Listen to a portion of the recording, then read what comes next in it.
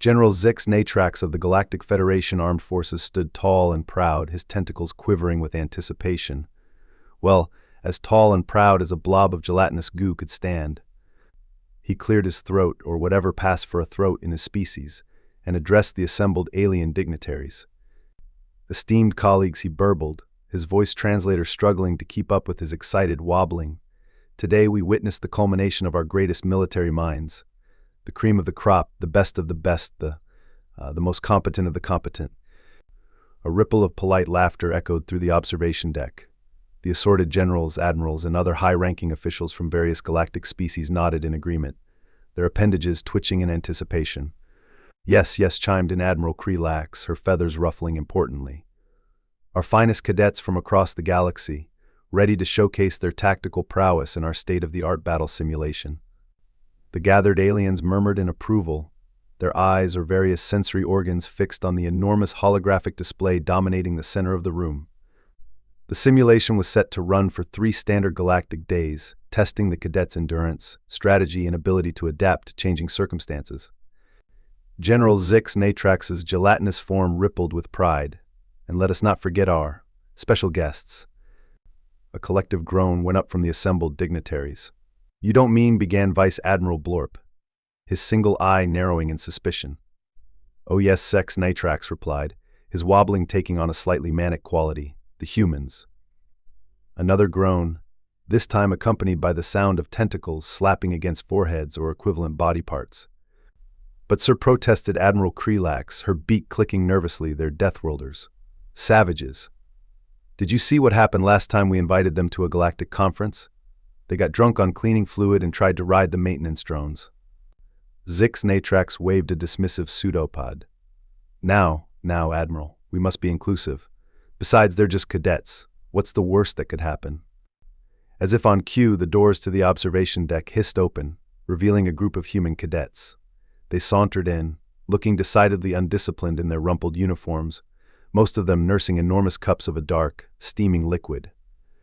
"Sorry we're late," drawled the lead cadet, a young woman with a mop of unruly red hair. "Had to make a coffee run." The alien officials exchanged confused glances. Coffee, whispered one to another. "Is that some kind of performance-enhancing drug?" "Might as well be," muttered Admiral Krelax, her feathers drooping in resignation. General Zix Natrax cleared his throat analog again. "Welcome, human cadets. We're so pleased you could join us for this prestigious event. Now, if you'll just take your positions at the simulation consoles." "Yeah, about that," interrupted the red-haired cadet, taking a long swig from her cup. "We were thinking we might sit this one out, observe and learn from our esteemed colleagues." The room fell silent, save for the sound of one of the human cadets slurping his coffee loudly. I'm not sure I understand," Zix Natrax burbled, his gelatinous form quivering in confusion. "You've come all this way to not participate." The human cadet grinned, an expression that sent shivers down the spines or equivalent support structures of the assembled aliens. "Oh, we'll participate. We just thought we'd let everyone else have a head start, to keep things fair." Before any of the stunned officials could respond, alarms began blaring throughout the observation deck. The massive holographic display flickered to life, showing a chaotic battlefield filled with various alien species engaged in simulated combat. "The simulation has begun," announced an automated voice. "All participants, please take your positions immediately." The human cadets exchanged amused glances, then casually strolled over to their assigned consoles. The lead cadet, still nursing her coffee, gave a lazy salute to the bewildered General Zix Natrax. "Don't worry, sir. We'll jump in when things get interesting." As the simulation progressed, the alien officials watched in growing amazement and horror. The non-human cadets were performing admirably, showcasing complex strategies and intricate maneuvers. But the humans just stood there, sipping their coffee and occasionally making snarky comments about the action on screen. "Ooh, did you see that?" one of the human cadets exclaimed, pointing at a particularly spectacular explosion. "That's going to leave a mark." "Nah," replied another, "it's just a flesh wound. They'll walk it off." Admiral Krelax leaned in close to General Zix Natrax, her beak clicking nervously. "Sir, shouldn't we do something about this? The humans aren't even trying." Zix Natrax's gelatinous form rippled uncertainly. "Well, they did say they wanted to observe first. Perhaps this is some advanced human learning technique. As the first day of the simulation drew to a close, the battlefield had devolved into a complex web of alliances, betrayals, and standoffs. The alien cadets were locked in a delicate balance of power, each faction vying for control of key strategic points. And still, the humans lounged at their consoles, now engaged in what appeared to be an impromptu card game. "Got any threes?" asked one, his feet propped up on the control panel. "Go fish," replied another, idly flicking a switch that caused a minor earthquake in the simulation. The alien officials were beside themselves. Vice Admiral Blorp's single eye was twitching uncontrollably. This is unprecedented, unacceptable, completely against regulations. General Zix Natrax, however, found himself strangely fascinated. "But look," he burbled, pointing a quivering pseudopod at the scoreboard. Despite their unconventional approach, the humans are still technically in the game. They haven't been eliminated. Indeed, the human faction on the battlefield remained untouched, a small island of inactivity in a sea of chaos. The other factions seemed to be giving them a wide berth, unsure what to make of their strange behavior. As the second day of the simulation dawned, the alien cadets redoubled their efforts. Alliances shifted, territories changed hands, and the casualties mounted. Through it all, the humans continued their bizarre vigil, occasionally cheering on particularly impressive moves or wincing at spectacular failures. "Oh man, did you see that flanking maneuver by the Zorgons?" exclaimed one of the human cadets, spilling coffee on his console. "Textbook stuff, that is." "Nah," replied another, absent-mindedly doodling on a datapad. "Too predictable. The Flurbians are going to counter in 3, 2, 1. Sure enough, the Flurbian forces executed a perfect counterstrike, decimating the Zorgon advance. Admiral Krelax's feathers were standing on end. How? How did they know that was going to happen? Are they psychic?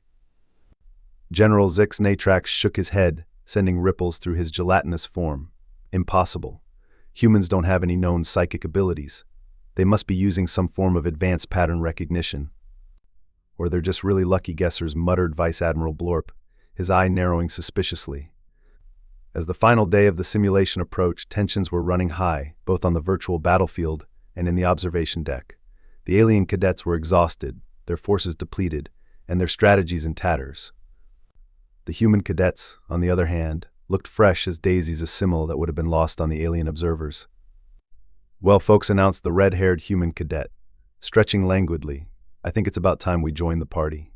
What do you say?" Her fellow humans nodded, cracking their knuckles and settling into their seats with sudden focus. The alien officials leaned forward, a mixture of dread and curiosity etched on their faces or equivalent expression displaying surfaces. What happened next would be talked about in hushed whispers in military academies across the galaxy for generations to come. The humans moved with a speed and precision that seemed impossible, their fingers flying over the controls in a blur of motion. On the holographic display, their forces, which had remained dormant for the entire simulation, suddenly sprang to life. What are they doing?" gasped Admiral Krelax, her beak hanging open in shock. General Zix Natrax's gelatinous form was vibrating so intensely he was in danger of liquefying completely. "I don't know. I've never seen anything like it." The human forces moved across the battlefield like a tidal wave of destruction. They exploited weaknesses the other factions didn't even know they had, used terrain features in ways that defied conventional military doctrine, and executed maneuvers so complex they looked like choreographed dances. And through it all, the human cadets were laughing. "Oh man, did you see the look on that Zorgon commander's face?" chortled one cadet, executing a move that somehow managed to take out 3 enemy capital ships with a single fighter. "Priceless," agreed another, casually reorganizing the entire command structure of their forces mid-battle. "Hey, anyone want to see if we can spell out humanity rules with enemy wreckage?" The alien officials watched in stunned silence as the humans systematically dismantled every other faction on the battlefield. Strategies that had taken days to set up crumbled in minutes. Defenses that were thought impregnable fell like dominoes. In alliances. Well, let's just say the humans had a unique approach to diplomacy. "Hey, Flurbians," one of the human cadets called out over the comm channel. "We've got a great deal for you. Join us now, and we promise to destroy you last." Amazingly, several factions took them up on the offer. As the dust settled and the final scores were tallied, the observation deck was so quiet you could have heard a pin drop, or the equivalent sound-making object for species that lacked fingers to hold pins. The automated voice broke the silence. Simulation complete. Winner Human Federation Cadets. Time to victory 15 minutes and 37 seconds. New galactic record achieved. For a long moment, nobody moved. Then, slowly, all eyes and other sensory organs turned to the human cadets, who were high-fiving each other and passing around a fresh pot of coffee. General Zix Natrax's gelatinous form wobbled uncertainly as he approached the grinning humans. That was. I don't even know how to describe what that was. The red-haired cadet shrugged, taking a long swig of coffee. Just a little something we like to call speed running, sir. It's kind of a hobby back on Earth. Speed. Running, repeated Admiral Krelax, her feathers drooping in confusion. Yeah, completing a game, or in this case, a military simulation as quickly as possible. It's all about finding exploits, optimizing your route, that sort of thing. Vice Admiral Blorp's eye was practically bulging out of its socket. But that's not how war works. You can't just. Wynn supplied one of the human cadets helpfully, earning him a glare from the flustered alien. General Zix Natrax was still trying to process what he had witnessed. But how? How did you know all those strategies? How did you anticipate every move? The red-haired cadet grinned, a twinkle in her eye. Well, sir, let's just say we've had a lot of practice. You'd be amazed how similar your battle simulations are to some of our video games back home. A collective groan went up from the alien officials. Of course, video games. The bane of their existence when it came to dealing with humans. But sputtered Admiral Krelax, this was supposed to be a test of endurance, of long-term strategic thinking. You can't just speed run a war. The human cadets exchanged amused glances. With all due respect, Mom, said one, trying and failing to keep a straight face, I think we just did. As the implications of what had just happened began to sink in, a ripple of unease spread through the gathered alien officials.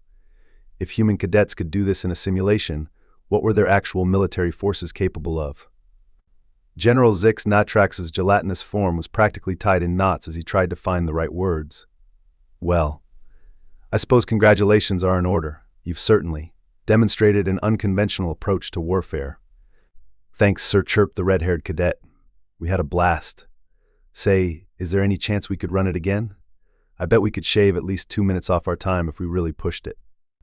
The look of horror on the faces of the alien officials was answer enough. As the human cadets gathered their things, mostly empty coffee cups, and prepared to leave, the red-haired cadet turned back to the still-stunned General Zix Natrax.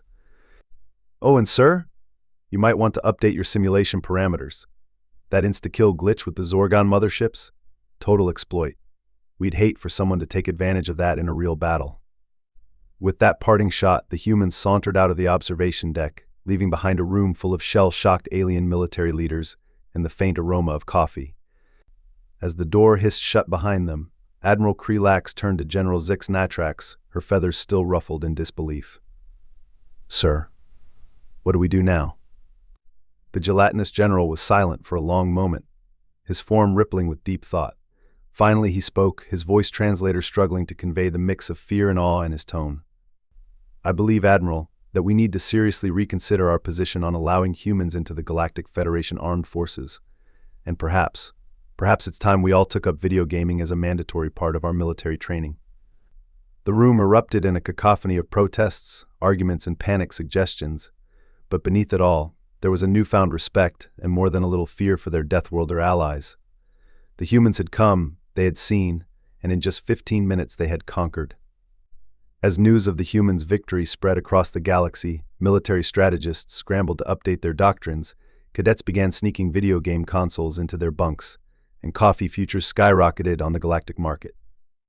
And somewhere on a small blue planet in an unassuming spiral arm of the Milky Way, a group of human game developers sat down to design their next big-hit galactic warfare simulator. 3000. Little did they know, they were about to revolutionize interstellar combat for generations to come.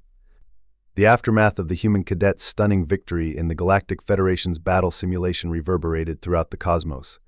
In the days and weeks that followed, the story spread like wildfire, growing more outrageous with each retelling. Soon, it wasn't just 15 minutes. Some versions claimed the humans had won in 5 minutes, others in 30 seconds. One particularly fanciful account insisted that a single human cadet had defeated the entire simulation using nothing but a rusty spoon and a half-eaten sandwich. Back on Earth, the returning cadets were met with a hero's welcome. Parades were thrown, medals were awarded, and an alarming number of energy drink companies sought endorsement deals. The red-haired cadet, whose name was revealed to be Sarah Caffeinator Johnson, became an overnight sensation. "Look," Sarah explained to a baffled alien reporter, her hair even more disheveled than usual. "It's all about efficiency. Why spend months studying dusty old battle plans when you can learn the same lessons in a few hours of Cosmic Conquest 7 Revenge of the Space Llamas?"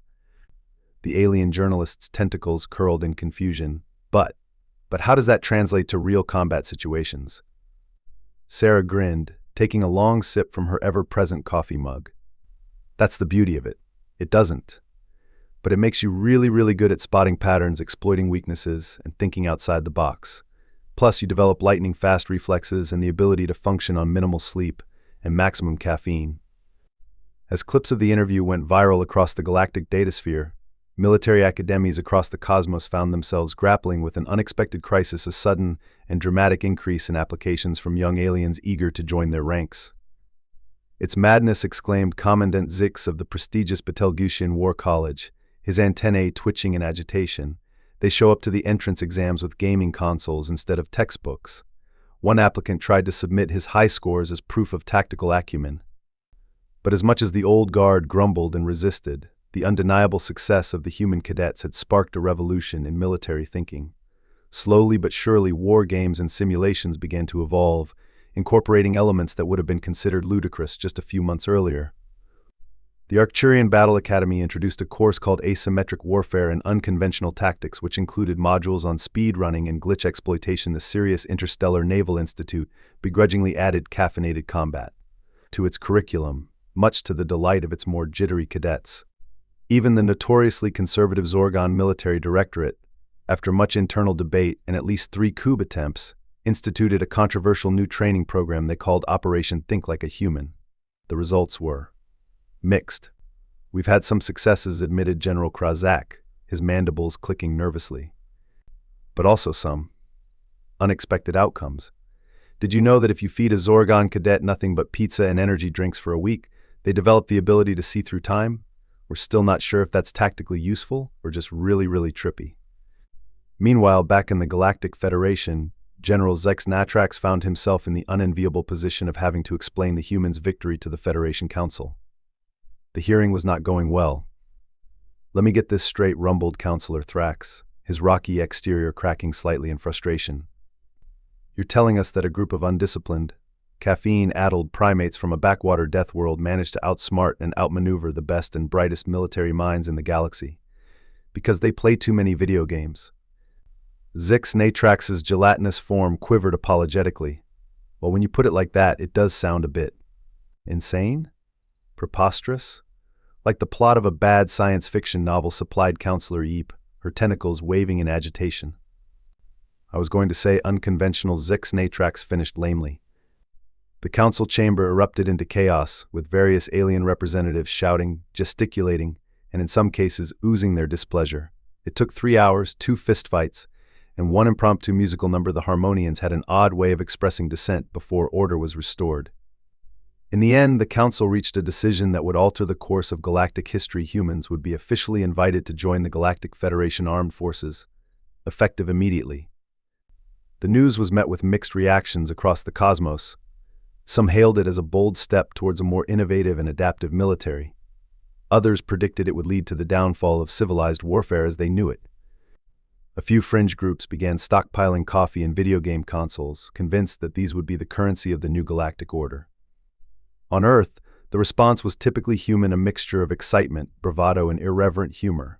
Military recruitment offices were swamped with applicants, many of whom showed up in cosplay outfits, clutching game controllers and thermoses of coffee. Sarah Caffeinator Johnson and her team found themselves appointed as special advisors to the Galactic Federation, tasked with helping to bridge the gap between human and alien military cultures. Their first order of business? Organizing a galactic-scale LAN party. "It's all about building connections," Sarah explained to a skeptical Admiral Krelax.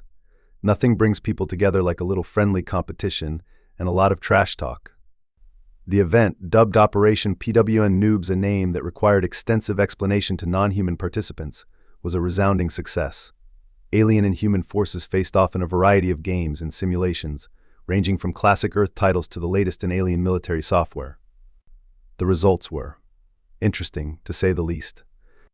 The Zorgons, it turned out, had a natural affinity for real-time strategy games, their hive mind allowing for seamless coordination of vast armies. The Flurbians excelled at puzzle games, their non-linear thought processes allowing them to see solutions that eluded others. And the Harmonians, much to everyone's surprise, dominated in rhythm games, their natural sense of cosmic harmony translating perfectly to keeping the beat. Humans, true to form, didn't specialize in any one area but showed a remarkable ability to adapt to any game or simulation thrown their way. They weren't always the best, but they were consistently unpredictable, innovative, and annoyingly hard to beat. As the event wound down, with participants from across the galaxy nursing sore appendages and bruised egos, a strange thing happened. Friendships had formed, respect had been earned, and a new understanding had begun to take root. Mused Vice Admiral Blorp, his single eye blinking in wonder, I think I'm starting to see why the humans are so effective.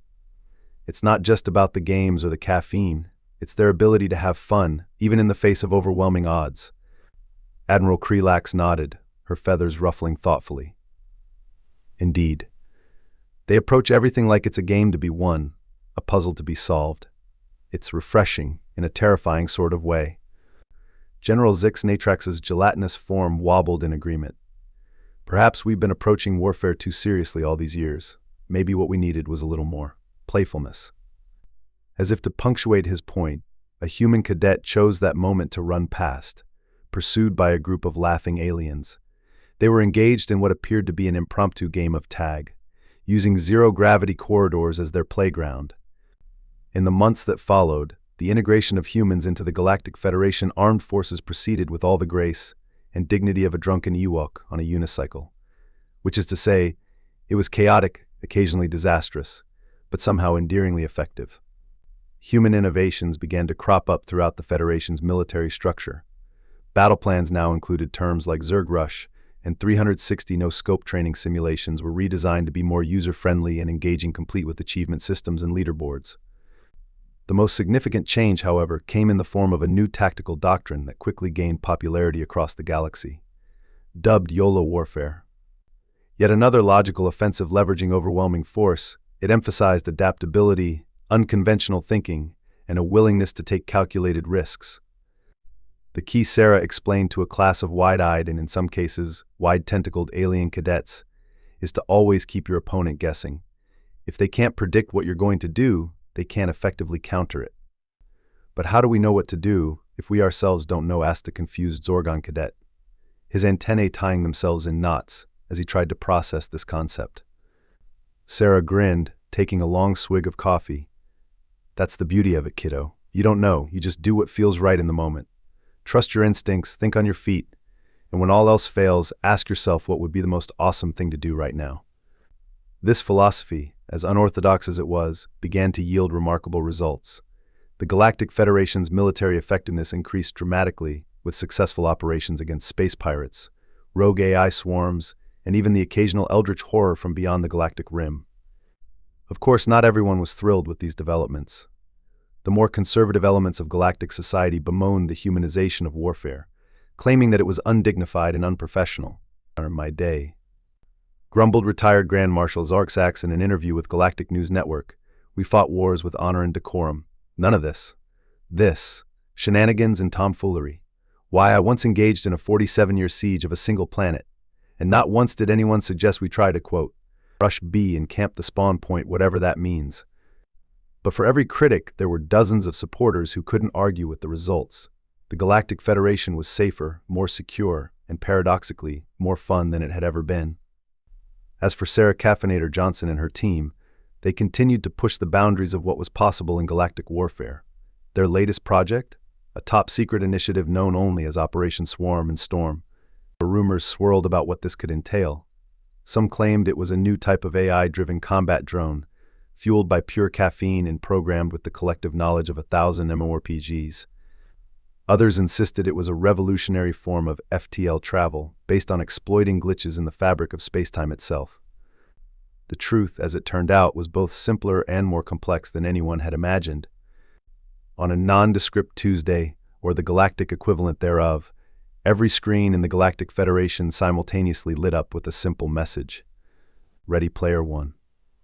What followed was the largest, most elaborate, and most bewildering military exercise in the history of the cosmos. For 24 hours, the entire Galactic Federation became one massive, multiplayer game. Ships engaged in dogfights using maneuvers lifted straight out of Star Fox. Ground troops employed tactics that would have made any Call of Duty player proud. And in the grand finale, a combined fleet took down a planet-sized boss monster using a strategy that involved precise timing, coordinated attacks, and liberal use of the phrase Leroy Jenkins. When it was all over, and the scores were tallied, because of course there were scores, the results were clear. The Galactic Federation's military readiness and coordination had improved by orders of magnitude. More importantly, bonds had been forged, lessons had been learned, and fun had been had. As Sarah stood before the Galactic Council to present the results of Operation Swarm and Storm, she couldn't help but feel a sense of pride, not just in herself or her fellow humans, but in the entire galactic community that had embraced this new way of thinking. Ladies, gentlemen, and assorted beings of all configurations, she began, her trademark grin firmly in place. I think it's safe to say that we've leveled up. The council chamber erupted in cheers, applause, and various species-specific expressions of approval. Even the most stoic of alien diplomats found themselves caught up in the moment, their usual decorum forgotten in the face of this unprecedented success. As the celebration continued, Sarah's gaze drifted to the stars visible through the chamber's vast windows. Out there, she knew, lay countless challenges, adventures, and opportunities. But now, for the first time in galactic history, they were ready to face them not just as soldiers or strategists, but as players in the greatest game of all. The game of life, liberty, and the pursuit of coffee-fueled awesomeness across the cosmos. And so, dear reader, we come to the end of our tale. A story of how a group of caffeine-addicted, game-obsessed human cadets managed to turn the entire concept of galactic warfare on its head. A tale of friendship forged in the fires of virtual combat, of understanding reached through the universal language of pew-pew noises, and of a future where the line between war games and actual war has become delightfully, terrifyingly blurred. As for what comes next, well, that's anyone's game. But one thing's for certain: whatever challenges the universe might throw their way, you can bet that humanity and their new alien allies will face them with controllers in hand, coffee in their system, and a gleam of mischievous determination in their eyes or equivalent sensory organs. After all, in the grand game of the cosmos, it's not about whether you win or lose. It's about how much fun you have playing, how many friends you make along the way, and how spectacularly you can break the game's physics engine while doing it. Game on, Galaxy. Game on.